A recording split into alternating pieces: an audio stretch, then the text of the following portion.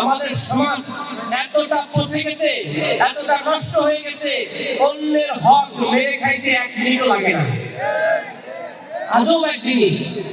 আমি আপনাদেরকে বলেছিলাম যে আমি আপনাদের হক মেরে খাবো না, কাউকে মেরে খেতে দেব।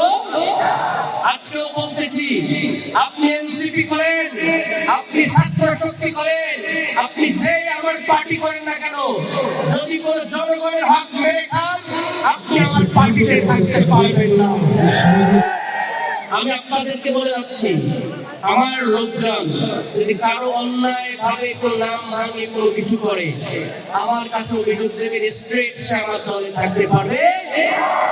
এবার আমাদের সাথে আমরা 11 দলীয় জোটে আমি বিশ্বাস করি জামায়াতে ইসলামের লোক যদি কারো কাছে অন্যায় ভাবে নেয়, আপনারা অভিযোগ দিয়ে অবশ্যই জামায়াতে ইসলাম অ্যাকশন নেবে না।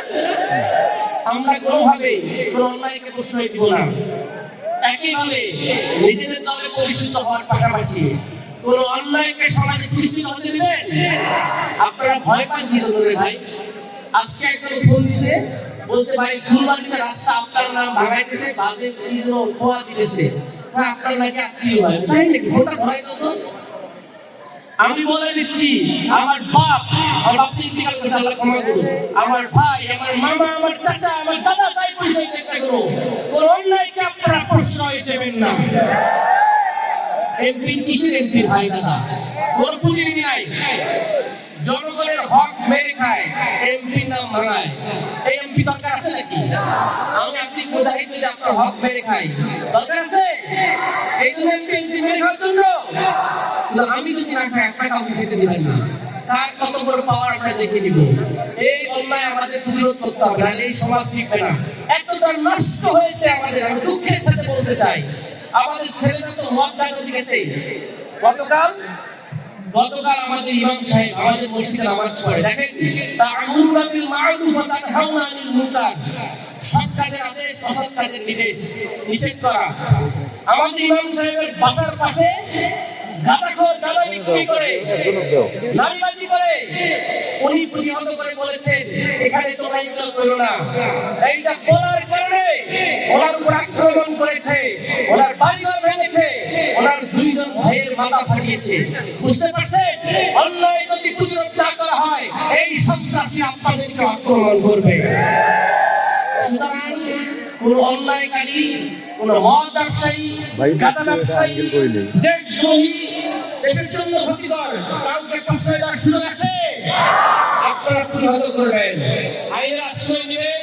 আইনকেও শুনেছি, কোন জায়গায় যদি কোন পুলিশ অফিসার ছেড়ে দেয়, আপনার তালিকা করে আমাদেরকে স্পষ্ট অভিযোগ দেবেন, আমরা এদের ব্যাপারে অফিসের অভিযোগ দেব এবং এদের ব্যাপারে ব্যবস্থা নেওয়া হবে। কারণটা কি? আপনি কোন দলে হয়েছেন এটা দেখার বিষয় না।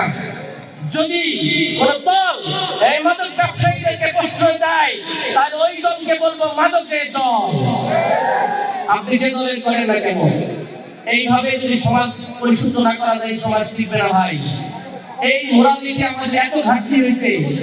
মিথ্যা কথা তো দূরের কথা, মিথ্যা কথা এমন বেশি মিথ্যা কথা বলে ওই সত্যের মধ্যে ব্যবস্থা বলা যায়, ক্লিকবাজি করে, মুনাফিকের মতো আচরণ করে।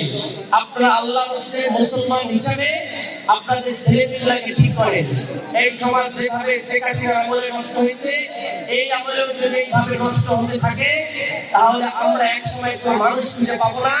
আমরা টুপি পরে থাকবো, টুপির ভিতরে পুরো একটা অমুসলমান আমরা থাইকে যাবো। আমরা রোজা রাখবো, সময় আরেকটা হতে পারে। আমি শেষ করতেছি এই কথা বলে, আপনারা আপনাদের হকের